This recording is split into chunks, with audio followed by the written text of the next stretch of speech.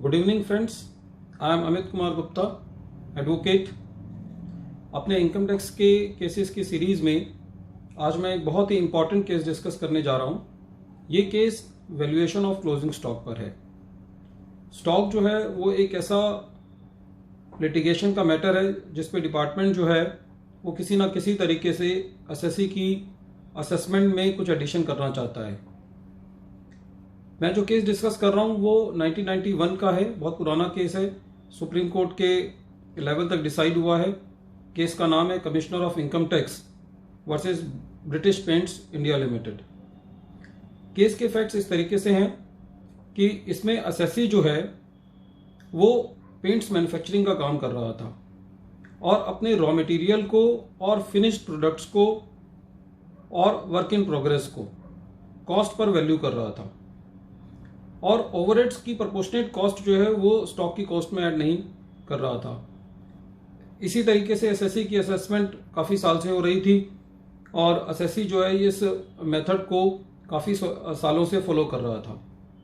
लेकिन 1963-64 की असेसमेंट जब हो रही थी एसएससी की, तो असेसिंग ऑफिसर साहब का जो ध्यान है वो इस बात पे गया कि एसएससी जो है वो ओवरहेड की कॉस्ट को अपने स्टॉक की वैल्यूएशन में नहीं ले रहा।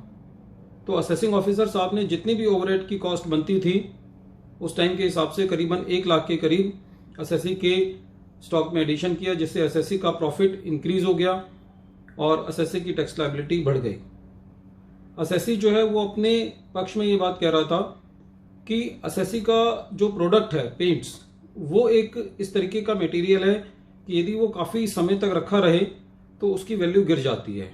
इस वजह से वो है ओवरहेड की कॉस्ट को अपनी वैल्यूएशन में नहीं ले रहा। लेकिन असेसिंग ऑफिसर साहब ने एसएससी की इस दलील को नहीं माना। उन्होंने कहा कि जो स्टॉक वैल्यूएशन का जो मेथड है वो जनरल प्रिंसिपल ये है कि stock is to be valued at cost और market value whichever is less.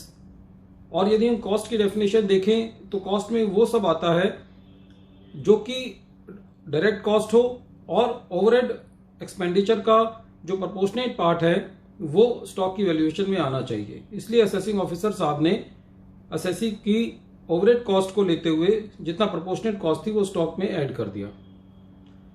जो एसएससी था वो असिस्टेंट कमिश्नर ऑफ अपील्स में गया। उस time assistant commissioner of appeal हुआ करता था, आजकल सीआईटी अपील होता है। और उन्होंने भी जो है वो असेसिंग ऑफिसर के ऑर्डर को ठीक ठहराया। एसएससी जो है वो आईटीएटी गया। आईटीएटी ने एक और बात जो है वो डिपार्टमेंट के पक्ष में कहते हुए असेसिंग ऑफिसर के ऑर्डर को ठीक ठहराया और ये कहा कि एसएससी ने कहीं भी अपनी बुक्स में इस बात को शो नहीं किया है कि जो एसएससी का प्रोडक्ट है वो यदि लंबे समय तक रखा जाए तो उसकी वैल्यू कम हो जाती है, वो डेट्रिएट हो जाता है। SSC aggrieved. एसएससी जो है वो हाई कोर्ट गया और हाई कोर्ट ने जो है फैसला जो है वो एसएससी के फेवर में दे दिया। हाई कोर्ट ने जो फैसला दिया वो इस बात पे दिया कि जो एसएससी है वो अपने वैल्यूएशन मेथड को एक बहुत लंबे समय से फॉलो कर रहा है, इसलिए जो है वो मेथड ठीक है और एसएससी की इनकम में एडिशन नहीं होना चाहिए। जो हाई कोर्ट ने मेन दलील दी वो ये दी कि एसएससी जो है वो कंसिस्टेंटली एक मेथड को फॉलो कर रहा है और इस कंसिस्टेंसी को जो है वो डिस्टर्ब नहीं किया जा सकता।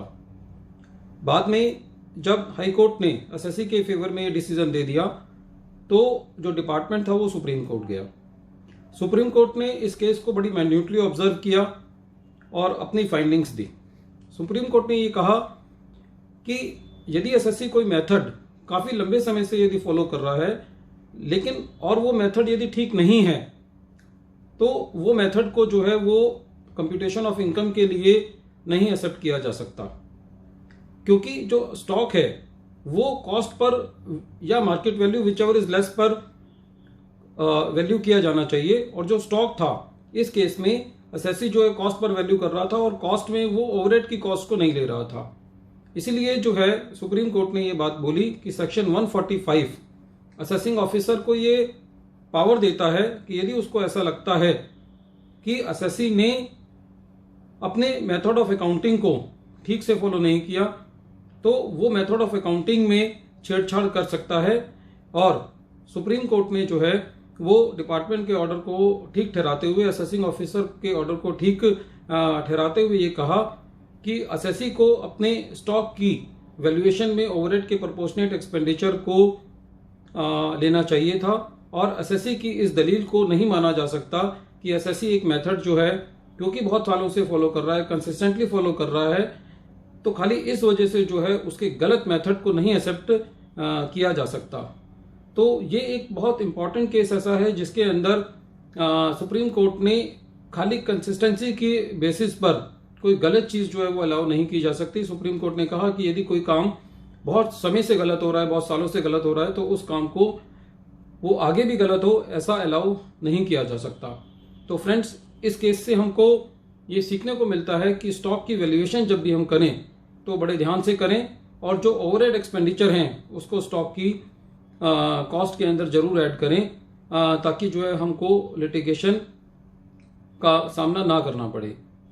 फ्रेंड्स, यदि आपको मेरे केसेस का डेलिब्रेशन अच्छा लगता है और आप ये चाहते हैं कि आपको मेरे केसेस का जो डेलिब्रेशन है वो आपको मिलता रहे, तो आप मेरे चैनल को सब्सक्राइब कर सकते हैं और इसको लाइक भी कर सकते हैं, ताकि जो है मुझे भी ऐसे वीडियोस बनाने का प्रोत्साहन मिलता रहे। Thank you friends.